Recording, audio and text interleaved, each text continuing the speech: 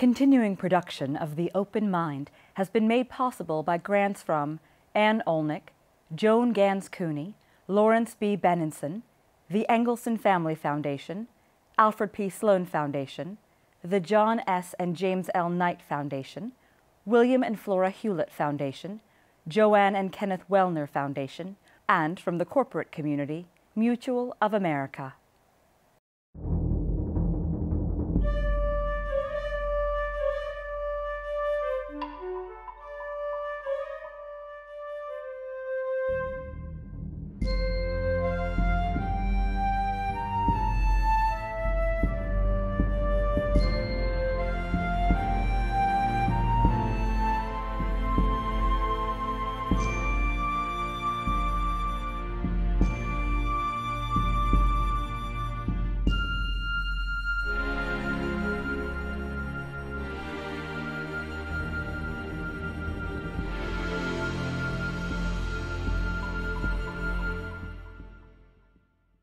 I'm Alexander Heffner, your host on The Open Mind.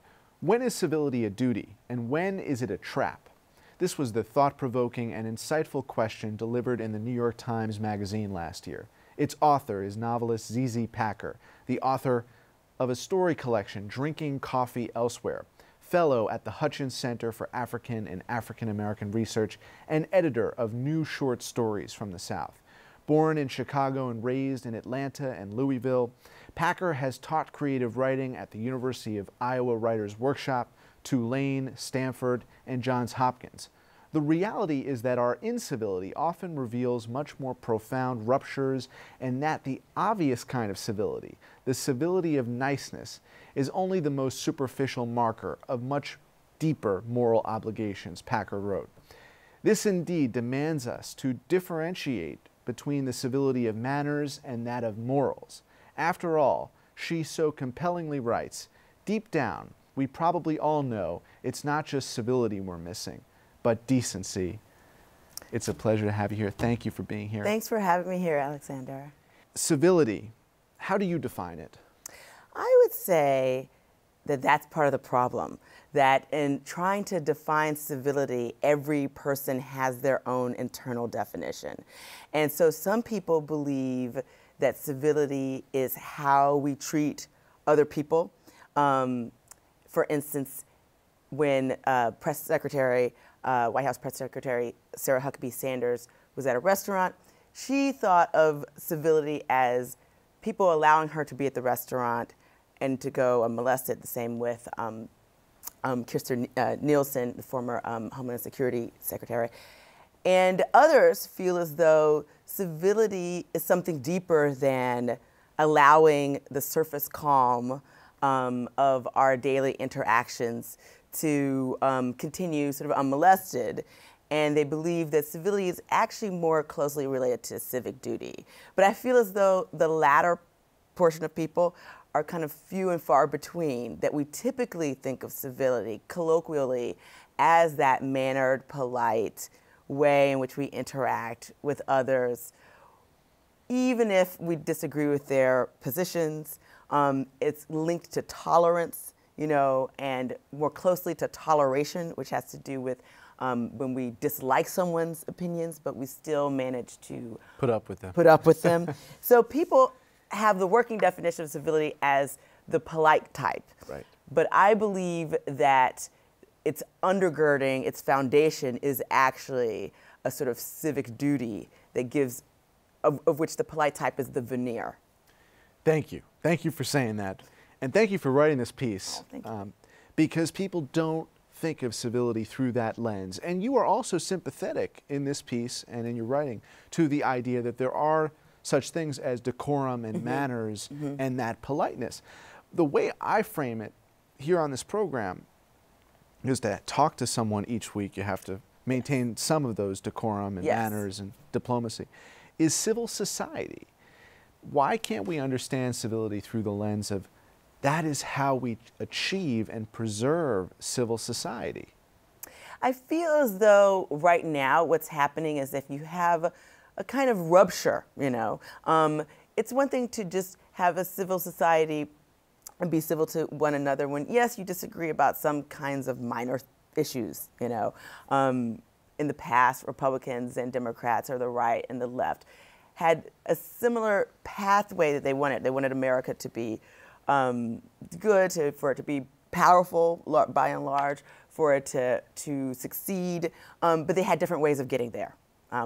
And I feel as though now we feel as though we have different, not just different ways of getting there, but even different goals, you know, goal posts. So I believe that that is one reason why it's become more difficult for people to interact or see that they share any kind of civic, there's like any kind of continuity with the sort of civility that they share.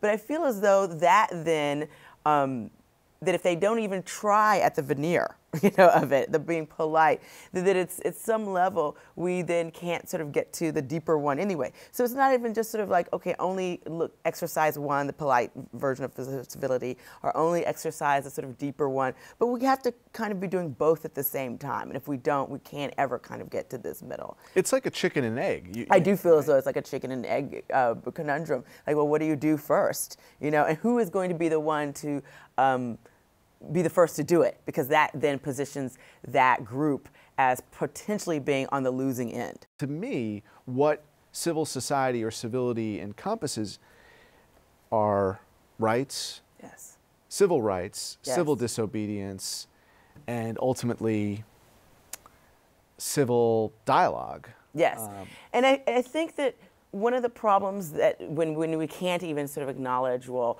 here are rights, and this is where I wish in the article I could, I allude to in talking about John Rawls, who's an American philosopher, who takes a sort of Kantian position, or kind of a take on Kant, the sort of moral obligations that we have in terms of those rights, our duties, responsibilities, but other writers also talk about this as well. I think one is Amy Gutman and Dennis, maybe it's Thompson, and Why Deliberative Democracy, and Democracy and Disagreement, and then some other people like Sharon Krause and Civil Passions. And what they talk about is this, or at least I'll start with Amy Gutman and Deliberative Democracy and Disagreements, is that if you have certain, not just certain rights, if you begin from a sort of structure in terms of thinking that the other side has to make, your side and the other side has to be responsible for making a rational argument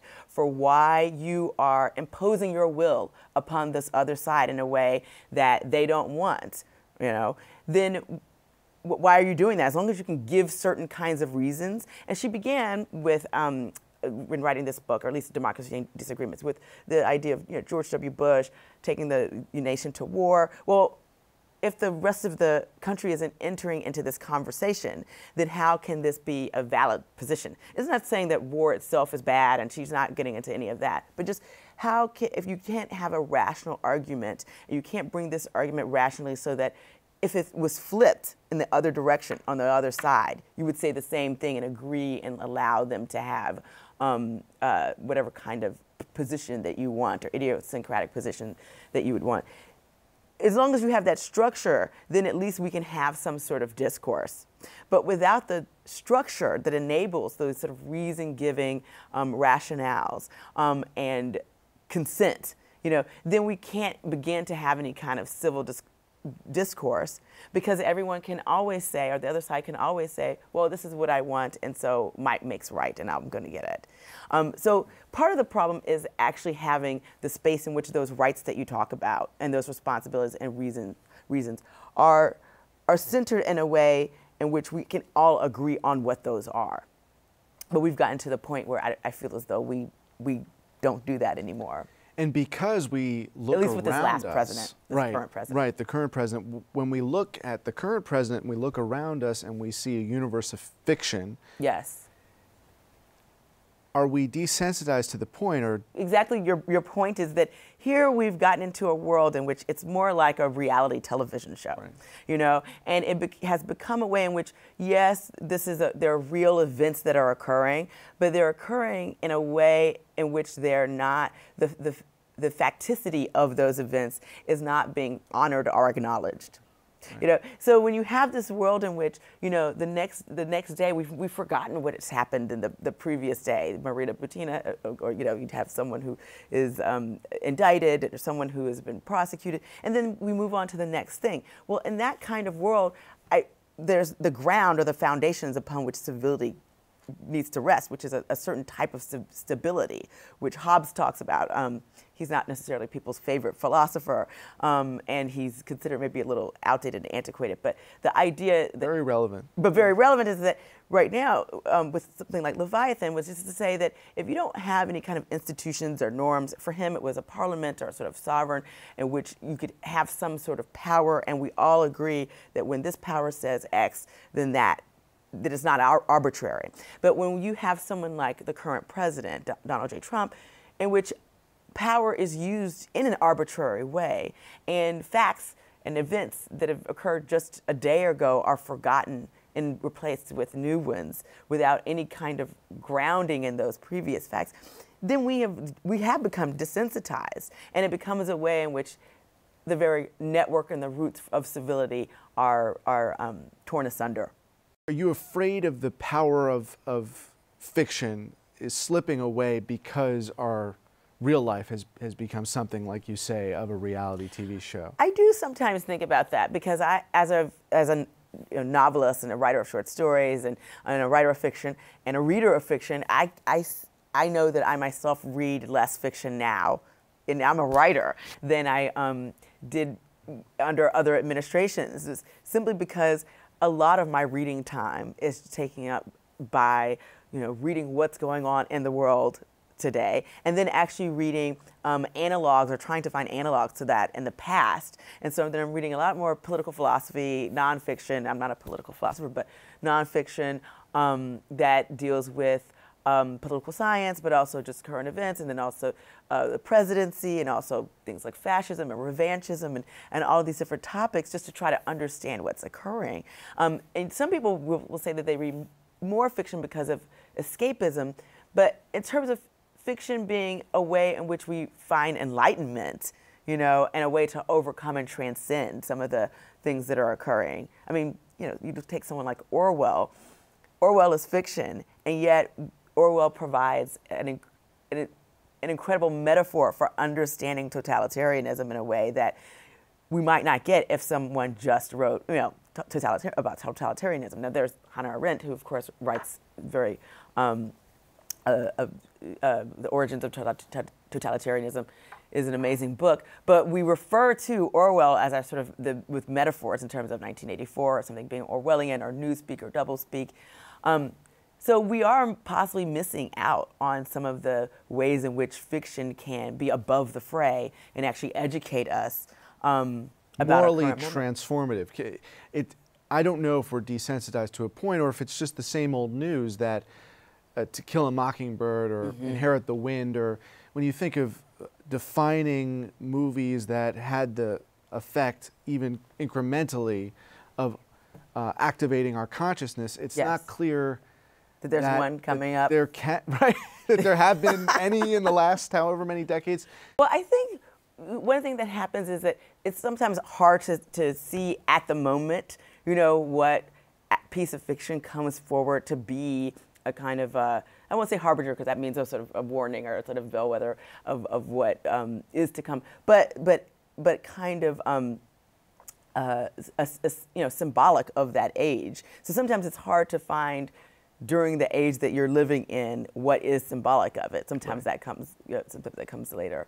But I will tell you that I am worried for the state of, I mean, all nonfiction seems to be about Trump, you know, and all fiction seems to sort of, in some ways, want to address some of the issues, you know, like a lot of fiction is just coming to terms with 9/11, us being in these sort of the wars in Iraq and in Afghanistan. Some of the fiction is just coming to terms with that.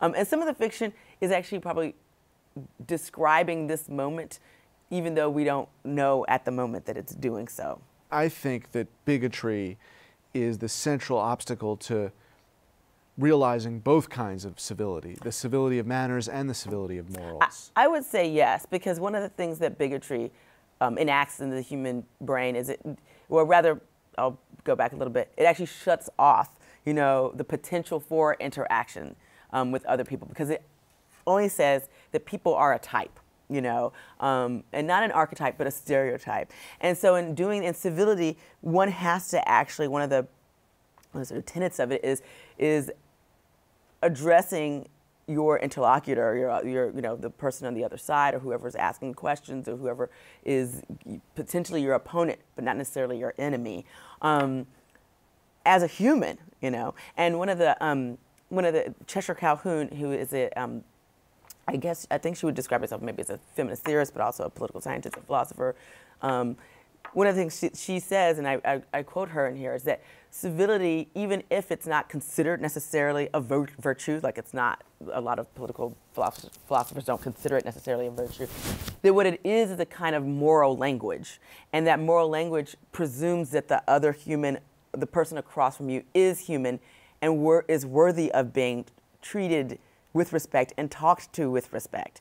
And so bigotry erases that, you know, moral sense of that person who is across from you having worth and dignity that you have, or that you would give to someone else of your in-group. So I would agree that, you know, when we saw the protests in Charlottesville, which, you know, the riots, the right, you know, the Unite the Right protest, that was bigotry basically saying, we don't care, you know, about your feelings. They sometimes swath it in kind of this idea of PC, so that's become taken up as something that's antithetical to actually real thinking, which I don't believe is the case, and I actually don't believe that. Some people will argue that PC language actually is the opposite in some cases of free speech or civility or whatever. But I would say no. I would say bigotry actually shuts all of that transmission, you know, and cuts it off, and it shuts down any kind of conversation. I would also say on the deeper sense of civility, one of the things that bigotry does is it removes the bigot from the moral responsibility of participating in a civic society with others that are not like him or herself.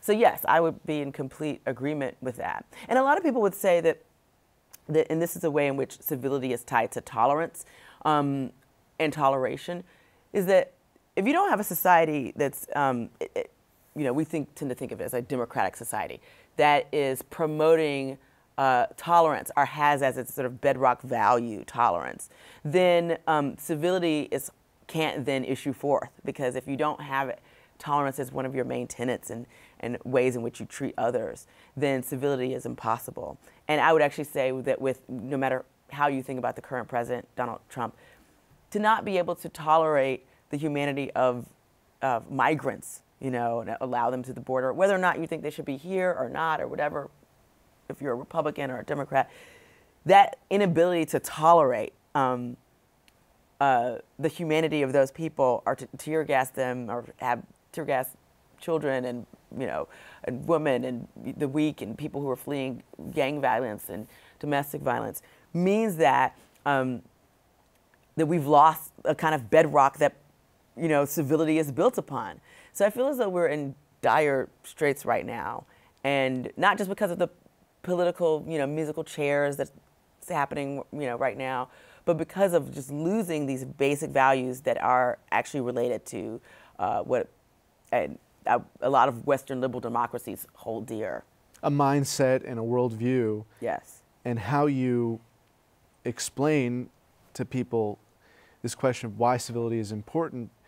Well, you know, you talk about the Oxford English Dictionary definition, yeah, but I think that that one needs updating to consider civilization, you know, if you think of, right? Yeah. Because, and then that gets back to the tolerance and toleration and ownership of a society, and if you're going to exclude folks, on what basis you're doing that.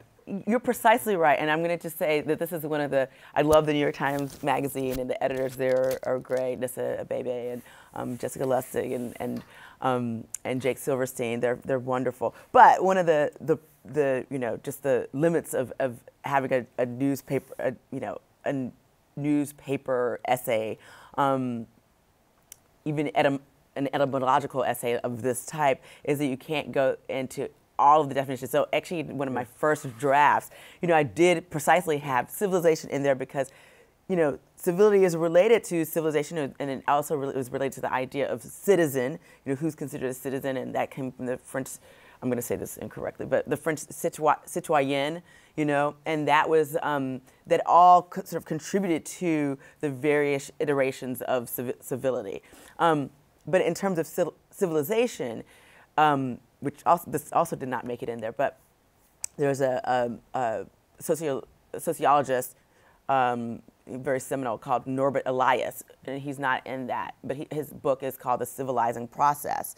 And one of the ways in which he talks about how, at least in Western Europe, people began to sort of go from just complete violence, or having sort of a fairly sort of violent affairs, to basically having societies that grew more and more peaceful, were these sort of ever constraining or ever widening rings of sort of shame, but also rituals, but also sort of reliance upon other people. So in a way, he talks about this being a process, and in the end, I think this was in 1939 or something that it was published. But then you have, obviously, just prior to that, First World War, you have the Second World War, and you have the Holocaust. And so what does it mean to have to call this civilization, and when you can have the Holocaust happen, and you can have slavery occur. When you're uncivilizing after you claim to have civilized. Exactly. But then this is the trillion-dollar question. How do you make people more decent? Mm-hmm. We don't like to say, how do we civilize? There is a certain connotation. One of the ways that we can become more civil towards each other actually has to do with what you mentioned earlier, just at the top of this show, which we mentioned civil disobedience. And one of the things that does is it kind of operates as a check. Even though a lot of, at the time, King, when he was exercising civil disobedience, or Gandhi, or the idea of Emerson, Thoreau, like any type of civil disobedience is basically a way of saying, I am taking my civic duty seriously, and so should you. And when there's something wrong and we are not being treated correctly, or someone is being treated with intolerance, or someone is being, in the case of Black Lives Matter and that movement, you're having people who are being killed simply because of being black, then protest and civil disobedience forms this check in a way so that we are reminded of our duties, our civil duties and the civil rights that others have, which some would argue are an outgrowth of our natural rights. So I think that's one way. And related to outrage, outrage also has these two capacities in which it can operate. One is just sort of the outrage cycle of so-and-so does something, a starlet does this, and then there's outrage over, Pete Davidson and Ariana Grande or whatever, whatever the latest thing is. Or Trump does something that's really silly or whatever, and there's outrage over that. But then there's a sort of deeper outrage that's, once again, a moral outrage. There's a parallel track here, right? Exactly. And it's our response. And so it's something that I think, I may be misquoting Sharon Krauss, but in Civil Passions, he talks a lot about the affective response. And so whereas, Gutman and Thompson in Deliberative Democracy and or Why Deliberative Democracy and Democracy and Disagreement seem to talk about the rational arguments that we make and give each other to have this discourse of how we make decisions. One of the things she tends to talk about is that, well, you do need a certain amount of sentiment and a certain amount of sort of moral feeling in order to operate. And so our decisions, this idea that you could have decisions just be divorced from that kind of sentiment, and this idea of sort of pure rationality actually doesn't necessarily lead you to decisions that are morally just. In an outrage that is fleeting and inconsequential versus an outrage that is enduring and that's meaningful. When does civil disobedience, as someone who really does respect that and considers that to be part of civility, become indecent? Oh, that's a good question. Well, I think that at the time, at the time of a lot of movements, the majority of people, a lot of time, at the time of a lot of protest movements, the majority of people tend to think that that becomes indecent. You know, that that's indecent because the norms are that you don't march in the street, and sometimes even peaceful civil disobedience can be thought of as being awful. But I would say that if we kind of followed in the wake of someone like, well, you know, there's two ways to look at it. Someone like King, you know, someone like Gandhi, passive nonviolence was not necessarily all that passive. You know, it's sort of like enacting a nonviolent way in which you were just, and yet you were still protesting, and it might have been considered. Some actions would be illegal if they say we're blocking off the street and you go past it anyway. But you're still not being violent. I would say, and others would say that revolutions, you know, and rebellions, which can be violent, once they win, seem justified. I don't know if I would go that far. I don't know if I would say that you're justified in killing someone else or hurting someone else to prove your point, you know. So I would say that if you're doing what you can, it may be illegal, but it might be right. But if you're following a moral law and the law where you're not taking away anyone else's their life, their liberty, their rights, then your decision to protest and enact civil disobedience is a good one and a just one, and not just good and just and necessary, but a moral obligation. Zizi, thank you so much for your time. Thank you, Alexander. And thanks to you in the audience. I hope you join us again next time for a thoughtful excursion into the world of ideas. Until then, keep an open mind. Please visit the Open Mind website at 13.org/openmind to view this program online or to access over 1,500 other interviews. And do check us out on Twitter and Facebook at Open Mind TV for updates on future programming.